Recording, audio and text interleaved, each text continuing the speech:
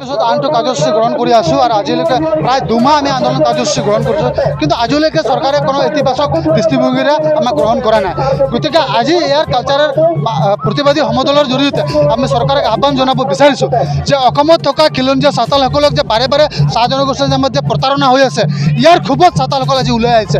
আপোনালোকে চাইছে চাওতালসকলৰ জনগোষ্ঠীৰ যি পৰম্পৰা সংস্কৃতি আছে ধুনুকাৰ, ইয়াক কাকবা আক্ৰমণ কৰিবলৈ নহয়, চৰকাৰক দেখুৱাই দিব বিচাৰিছোঁ যে চাওতাল জনগোষ্ঠীৰ যে পৰম্পৰা সংস্কৃতি আছে, সেই পৰম্পৰা সংস্কৃতি যাতে আজি শান্তিপূৰ্ণভাৱে যে আমি প্ৰতিবাদ কৰি আছোঁ আৰু এই কথা যদি চৰকাৰে বুজি নাপায়, তেতিয়াহ'লে অনাগত দিনত যে ভয়ংকৰ আন্দোলন হ'ব, ইয়াৰ বাবে জগৰীয়া হ'ব অসম চৰকাৰ। কাৰণ বিগত ৭৫ বছৰে অসম চৰকাৰে নিজৰ কেবিনেটত প্ৰায় ২০০টা কেবিনেট অনুষ্ঠিত হৈ গ'ল আৰু এই ২০০০টা কেবিনেটত অসম চৰকাৰে আজিলৈকে চাওতাল জনগোষ্ঠীৰ কাৰণে কোনো উন্নয়নমূলক আঁচনি এটকা বাজেট ধৰিব নোৱাৰিলে। কাৰণ ইয়াৰ চৰকাৰৰ ব্যৰ্থতা আৰু চৰকাৰৰ ব্যৰ্থতাক ঢাকি ৰাখিবলৈ চৰকাৰে বাৰে বাৰে চাওতাল জনগোষ্ঠীক চাহ জনজাতি নামেৰে নামাকৰণ কৰি আছে। গতিকে চাওতালে যি চাহ জনগোষ্ঠীক চাওতালসকলক চাহ জনগোষ্ঠী নামাকৰণ কৰিব বিচাৰিছে, এয়া আমি মানি ল'ব নোৱাৰোঁ আৰু মানি নলওঁ। আৰু চৰকাৰে যদি জোৰ জবস্তি জাপি দিব বিচাৰে, ইয়াৰ বাবে কিন্তু চৰকাৰে ভয়ংকৰ পৰিণাম মোৰ লগত মোকাবিলা কৰিবলৈ আমি সকীয়াই দিছোঁ। আৰু অসমীয়া ভাষা আৰু অসমীয়া জাতীয় ঘটনাৰ ক্ষেত্ৰত যে চাওতালসকলৰ যে এক বৃহৎ ভূমিকা আছে, ইয়া আমি আজি স্পষ্ট কৰি দিব বিচাৰিছোঁ।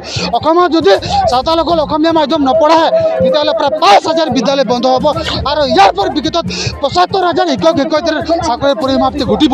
আৰু ইয়াৰ কাৰণে সময় থাকোঁতে আমি চৰকাৰক আহ্বান জনাইছোঁ, যদি এই সময় থাকোঁতে চাওতাল জনগোষ্ঠীৰ প্ৰতি চৰকাৰে যদি কোনো ধৰণৰ ইতিবাচক সিদ্ধান্ত গ্ৰহণ নকৰে, অনাগত ৩০ তাৰিখৰ ভিতৰত যদি চৰকাৰে কোনো ধৰণৰ আলোচনাৰ মজিয়ালৈ যদি সমস্যা সমাধান নকৰে, ৩০ তাৰিখৰ পিছত চাওতালসকলে চৰকাৰৰ ভিতৰত অসহযোগ আন্দোলন ঘোষণা কৰিব আৰু চৰকাৰৰ বিৰুদ্ধে যে তীব্ৰ গণ আন্দোলন সৃষ্টি কৰিব, এয়া নিশ্চিত। আৰু আগন্তুক ৩০ তাৰিখৰ পিছত চাওতাল অধ্যুষিত অঞ্চলত যিসমূহ বিদ্যালয় আছে সম্পূৰ্ণ স্তব্ধ হ'ব, বন্ধ হ'ব আৰু ইয়াৰ বাবে কিন্তু জগৰীয়া অসম চৰকাৰ হ'ব। কাৰণ আজি অসম চৰকাৰে ভাৰতৰ অন্যান্য ৰাজ্যত চাওতালসকল জনজাতিকৰণৰ মৰ্যাদা লাভ কৰিছে, কিন্তু অসমত লাভ কৰা নাই। তাৰ মানে অসম চৰকাৰে পৰিকল্পনা কৰিছে চাওতালসকলক অসমৰ পৰা নিক্ষেপ কৰিব লাগে, চাওতালসকলক অসমৰ পৰা ইয়াৰ পৰা নিক্ষেপ কৰি দিব লাগে, কিন্তু ইয়া মানিবলৈ দিয়া নহ'ব। অসমৰ প্ৰায় ১৪ লাখ চাওতাল জনগোষ্ঠী আজি সজাগ হৈছে আৰু অসমৰ ১৮টা জিলা সমিতিয়ে এই কাৰ্যসূচী গ্ৰহণ কৰিছে। কিন্তু চৰকাৰে সকীয়াই দিব বিচাৰিছোঁ ১৮ লাখ চাওতাল জনগোষ্ঠীয়ে আগন্তুক ৩০ তাৰিখৰ পিছত ওলাই আহিব আৰু অসম চৰকাৰৰ যিবিলাক পুলিচ বল, যিবিলাক আৰ্মি মিলিটাৰী আছে, সব সাজু কৰি ৰাখক। আমি আমাৰ অধিকাৰৰ সৈতে যুদ্ধ কৰিবলৈ সাজু আছোঁ আৰু যুদ্ধ কৰিবলৈ আমি ওলাই যাম। তেতিয়া কিন্তু কোনো ধৰণৰ সমস্যা বা কোনো ধৰণৰ অপ্ৰীতিক ঘটনা সংঘটিত হ'লে ইয়াৰ বাবে দায়ী হ'ব অসম চৰকাৰ। কাৰণ এই চাওতাল জনগোষ্ঠীয়ে কণ্ঠ নোহোৱাৰ কাৰণে, এই চাওতাল জনগোষ্ঠী একত্ৰিত নোহোৱাৰ কাৰণে বিজেপি চৰকাৰে আৰু মিত্ৰজোঁট চৰকাৰে সুযোগ পাইছে। এইখিনিতে আমি ক'ব বিচাৰোঁ ব্ৰিটিছে থকা প্ৰমোদ বড়ো ডাঙৰীয়াও, তেওঁলোকে অসম চৰকাৰক অৱগত কৰা উচিত যে চাওতাল জনগোষ্ঠী, খিলঞ্জীয়া জনগোষ্ঠী, এওঁলোকক চাহ জনগোষ্ঠীৰ অন্তৰ্ভুক্ত কৰাটো ঠিক নহ'ব। প্ৰমোদ বড়ো ডাঙৰীয়াৰো যদি সাহস আছে, তেতিয়াহ'লে অসম চৰকাৰক কৈ দিয়ক যে চাওতালসকল অসমৰ খিলঞ্জীয়া ভূমিপুত্ৰ আৰু এওঁলোকৰ ওপৰত যি ৰাজনীতি কৰা হৈ আছে, সেই ৰাজনীতি কৰা বন্ধ হ'ব লাগে। আৰু হিমন্ত বিশ্ব শৰ্মাই জানে, তেওঁ জানে, স্পষ্টকৈ জানে যে চাওতাল জনগোষ্ঠী অসমত এক বৃহত্তৰ জনগোষ্ঠী হয় আৰু চাওতাল জনগোষ্ঠীক দমন কৰি যে তেওঁলোকে ৰাজনীতিৰ মুনাফা আদায় কৰিব বিচাৰিছে, এয়া নিশ্চিত।